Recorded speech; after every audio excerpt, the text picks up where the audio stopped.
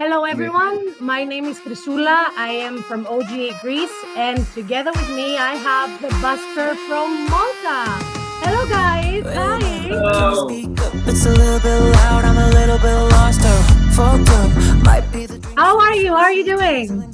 We're all good. Amazing.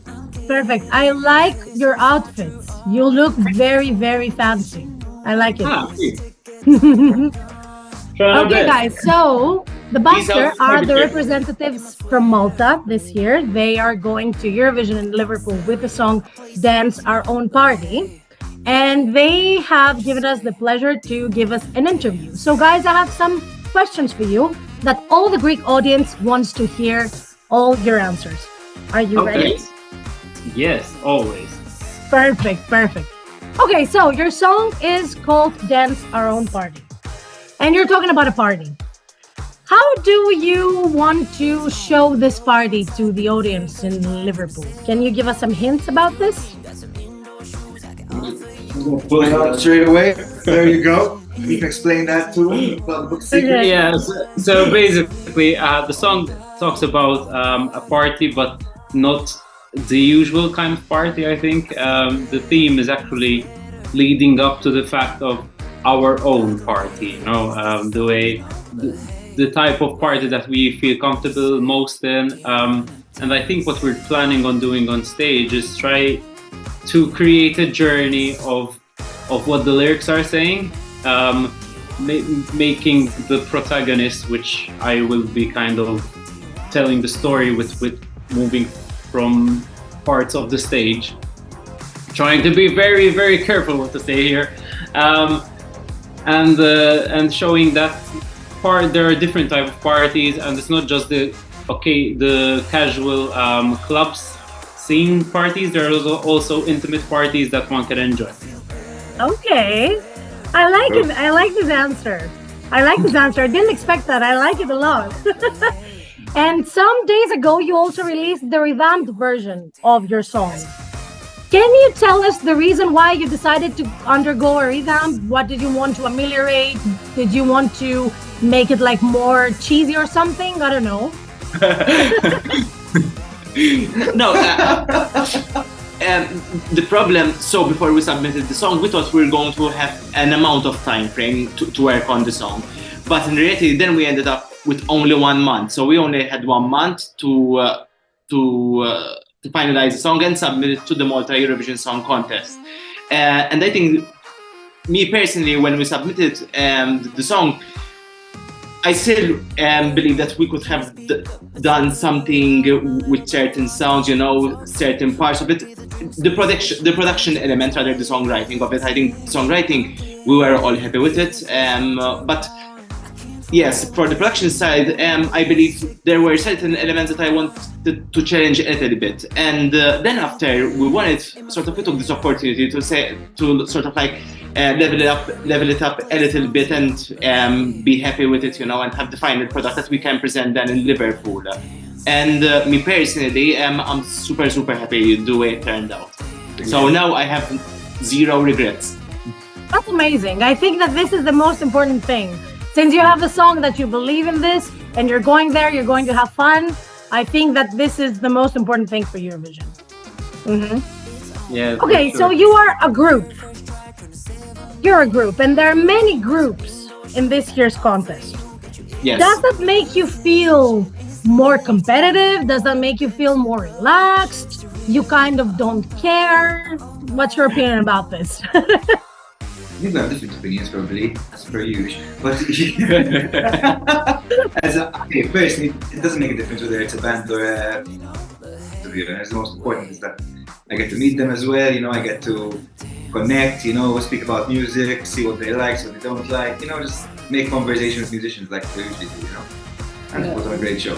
Yeah, I think we didn't really consider the fact that that it adds or takes away from the competition aspect. I think what I love about the fact that sometimes more groups represent their countries is because it makes us feel a bit more at home with bands, because we're a band mostly. But then again, it's not even the case. you know, I think what we always do is just make sure that we're comfortable, you know. I think that's why we never considered it, because for us, I think it's just about going up there, as we said, being proud of what we'll represent and what we will present on stage. And the competition, even though it is in the confines of competition, we're not really looking at it as a competition. Mostly as a showcase of what we can do and possibly what other songs we might come up with in the future. I agree. I think that this point of view is very good, and it's going to make you feel more relaxed even in Liverpool, right? Mm-hmm. Okay, so yesterday we had the allocation draw for the semifinals, and you guys were drawn to perform in second place. According to the Eurofans, this is not a very, very, very good place. Yeah, are you guys superstitious or you don't care? I love the song Superstition, but I am not superstitious, no. Frankly, I think it's just a matter of again, it's whatever you bring on stage, you know. There were talks that we might have been the show opener, and personally, I think, I was relieved that we're not. I think why mostly... is that? You didn't want to open the show? No, just a matter of, I think, the fact that we're quite a particular act, you know.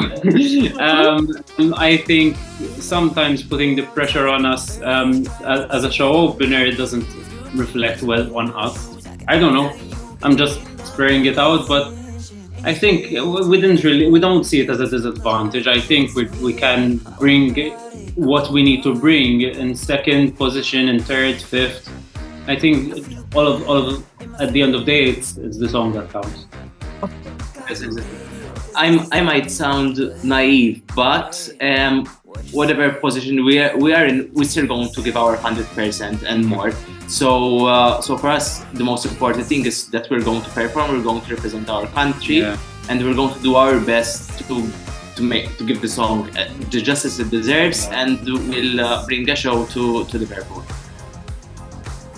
I agree. I totally agree. I think you guys feel very proud of this. I mean, this is the vibe you give me. You feel very proud of representing the country.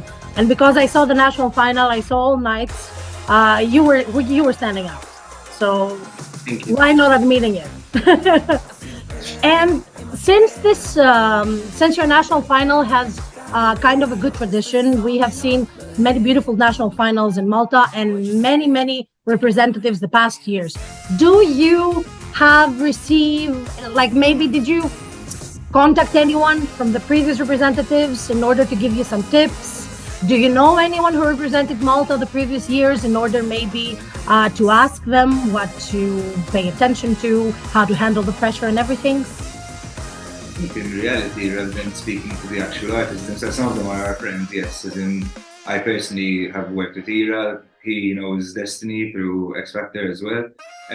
So we know a few of them as well. So and through the people we met at MESC as well, there were a couple of previous representatives. So we knew a couple of them, but we mostly look at each other for guidance. You know, try to forge our own opinion, because we want to make sure we represent ourselves in the most authentic way possible. We never want to try, you know, do something or anticipate something or try to think too hard about a negative circumstance or a negative experience of someone else, you know.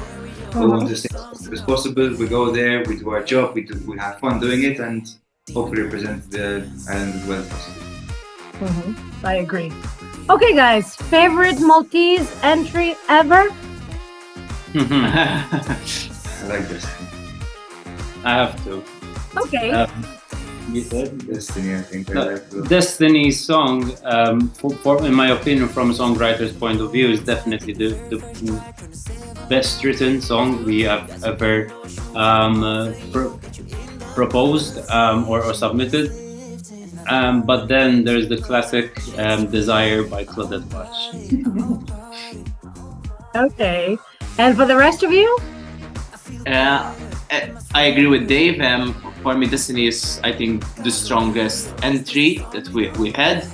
But personally, I also like other tracks mostly, but because they represent a nostalgia factor. It reminds me when I was young watching the Eurovision. So yes, throughout time, I think the favorites maybe like Tomorrow of Gianluca. Okay. I thought it was quite at that time, especially it was quite unique. He was quite a fresh face, and even the style, it was something different from what Malta used to send before. So that one I really like as well. But at the moment, I have to say Destiny's Century is my favorite. And last question before I let you go. Why should we dance at the Buskers party? Give me a good reason. Song.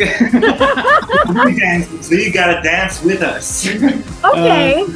Is that a good enough excuse? And then it's a safe space as well, I Yeah, think. because it's a safe space. Like what we're trying to give out is that whatever your moves, how weird your moves are, how particular, just come forward and dance.